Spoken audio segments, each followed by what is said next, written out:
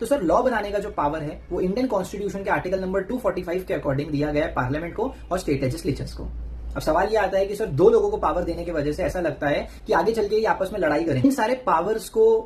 बांटने के लिए और इस डिस्प्यूट को रिजॉल्व करने के लिए 3 लिस्ट बनाई गई इन शेड्यूल 7 ऑफ आर्टिकल नंबर 246, जहां पे बोला गया यूनियन लिस्ट में वो मैटर्स होते हैं जिसपे लॉ सिर्फ और सिर्फ पार्लियामेंट बनाएगा, स्टेट लिस्ट में वो मैटर्स होते हैं जिसपे लॉ सिर्फ और सिर्फ स्टेट गवर्नमेंट बनाएगा, और एक होती है कॉन्करेंट लिस्ट जिसपे दोनों के पास पावर्स होता है लॉ बनाने के लिए। यूनियन लिस्ट का एक छोटा सा एग्जाम्पल लूं तो रेलवेज, नागपुर से मुंबई की अगर दुरंतो की टिकट बुक करनी है तो नागपुर में बैठे करो, मुंबई में बैठे हुए करो, या कोई दूसरे स्टेट से करो, price of the ticket will remain same, क्योंकि वहां पर आपके केस में